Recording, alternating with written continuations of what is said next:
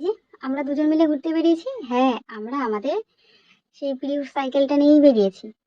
আর এই দেখো মায়াপুর যাচ্ছি লেখাই আছে। দুজন মিলে বেরিয়ে পড়েছি, কিছুদিন আগেই আমরা গেছিলাম। ভিডিওটা কদিন পরে পোস্ট করলাম। আর কদিন পরে আজকে যেদিন, সেদিনটা আমাদের কাছে দেখতে দেখতে 5 মাস কেটে গেল। সম্পর্কটা 5 মাস হয়ে গেল, কিন্তু বিবাহিত জীবনে এখনো 1 মাস হয়নি। যাই হোক, দুজন মিলে বেশ ভালোই কাটছে আমাদের।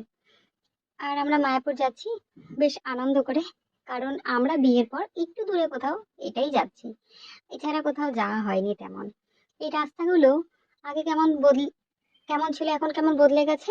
এই যে আমি, আমার পাশে উনি যাচ্ছে, এই মন্দিরটা রয়েছে, এই মন্দিরটা কিন্তু আগে এরকম ছিল না।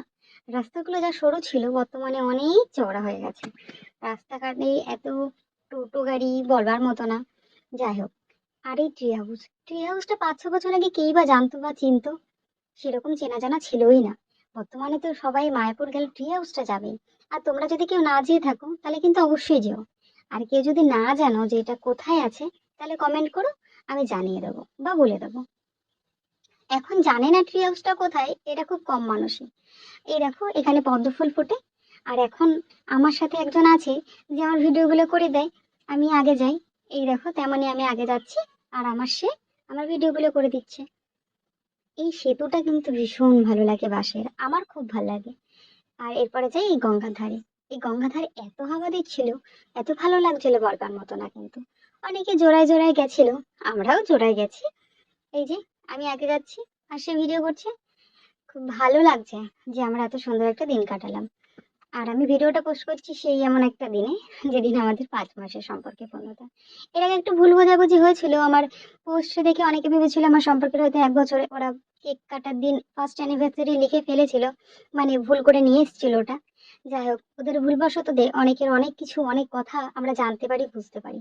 যাই হোক, সে কথা আর বললাম না, সে কথায় আর যেতেও চাই না। এই যে উনি আমার ব্যাগটা নিয়ে যাচ্ছে, এই ভিডিওটা আমি করেছি, সে কিন্তু জানে না। যখন ভিডিওটা পোস্ট করব তখন জানতে পারবে। তারপর টোটো ধরে মায়াপুরের উদ্দেশ্যে যাচ্ছি।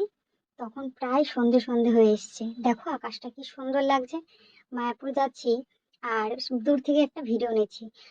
মায়াপুর যাচ্ছি অনেকবারই বললাম, কিন্তু এই দূর থেকে এই জায়গাটা দেখতে ভীষণই ভালো লাগছিল। আর রাস্তা চওড়ার কথা তো বললাম, প্রচুর চওড়া হয়েছে রাস্তা। তারপরে মন্দিরে ঢুকি। মন্দিরে ঢুকতেই এখানে সামনে কীর্তন হচ্ছিল, তো আমি একটু ভিডিও করি। তখন পাশ থেকে বলে ভিডিওটা করতে না। যাই হোক, আমি একটু করেই বন্ধ করে দিই। তারপরে ওই সাইডে যাই, তখন আর কেউ না থাকায় আমি আবারও ভিডিও শুরু করি। তারপরে বেশি ভিডিও করা হয়নি, যেহেতু মন্দিরে উঠলে ফোন রেখে দিতে হয়।